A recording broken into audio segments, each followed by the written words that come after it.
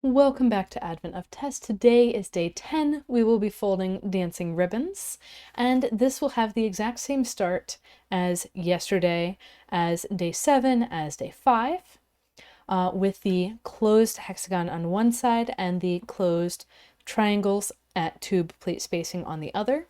But this time we're putting a closed rhombus on the same side as the triangles. So let's get started. When I'm folding, I like to have a distinction between the side with harsher grid lines, which I usually put on the front, and the side with softer grid lines that I usually put on the back. This can be a little bit hard to tell in video, but I'm going to start on the softer side, the back side today, and get started with that closed hexagon twist. So my mountains are going straight to the corners of my paper. And I'm making sure not to extend my mountains more than halfway through. And in this way, I'm able to set up my closed hexagon without going around and around and around the paper. Not that that's a bad thing, but I know it's a tendency for the first hexagon you put in on a paper to be the hardest. So zooming in, we're going to boop this guy down a little in the center and then grab it on 3 sides and rotate around. My goodness, that made a mess, but we can iron this out by gently pressing around, and I'm going to double check on the back, and it looks like there's a little bit of bunching, maybe, underneath the hexagon, but that can all be ironed out. So even if it makes a mess in the beginning, don't worry, don't back up, just keep moving forward, and the hexagon will come clean in the end. And another thing to notice is that my pleats going into the hexagon go all the way straight. They do not back up as they reach the hexagon. So I want them going all the way straight to get that fully twisted hexagon. And I'm going to flip my paper over. Again, use the pause button as needed, and moving the slider back. And I'm going to put in my closed triangles at tube pleat spacing, just like we have before. I'm going to find my valley, find my mountain. This tells me where my target grid intersection is. It's where my new mountain meets the existing mountain, and then I'll put in a third mountain to get my 3-way intersection and the closed triangle twist. Now, the thing that's different this time is that the next twist will be on this side, not the other side. And so I'm going to, instead of opening this pleat next, shift back and open this one next. So one thing that I can tell about my target intersection, even if I don't have the long pleat here to guide the tube, is that it's 2 spacings out from the central closed hole. So I can go ahead and mark all of my target intersections for the closed triangles. And I'm going to set up and then squash each twist so that I have friendly overlaps on this side. And I'm going to go ahead and do all of these triangles before I do the rhombi.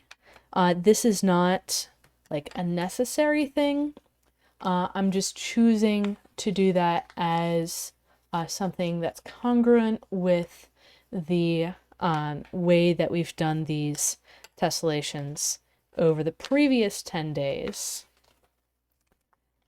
and get us to a place where we can have repetitions of instructions with a shorter length, so we have a better chance of getting through a repetition and remembering what we did.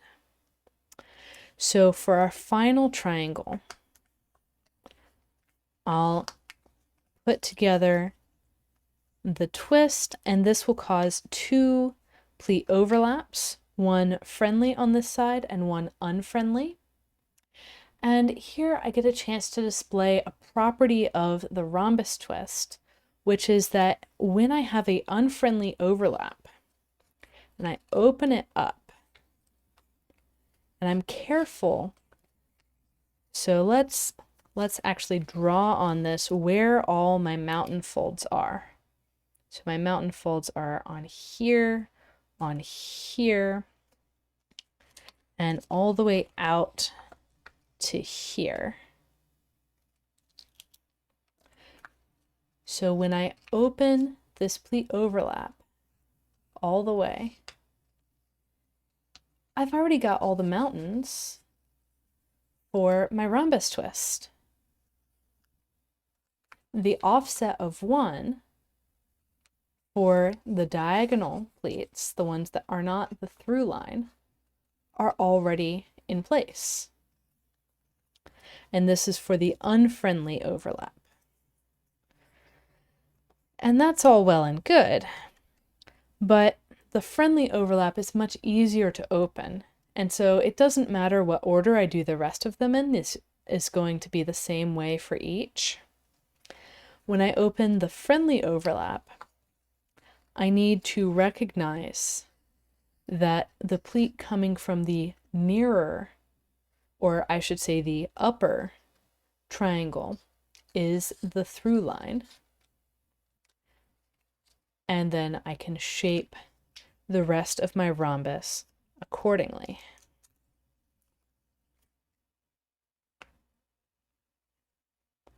So,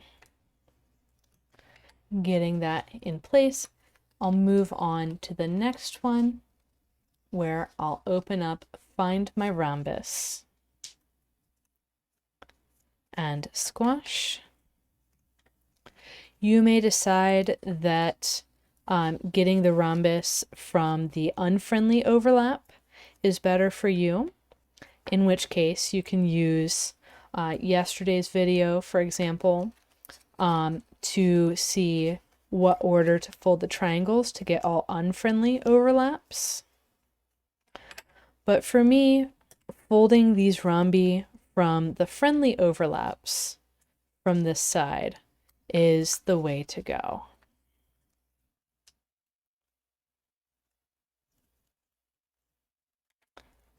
And that is how you start dancing ribbons.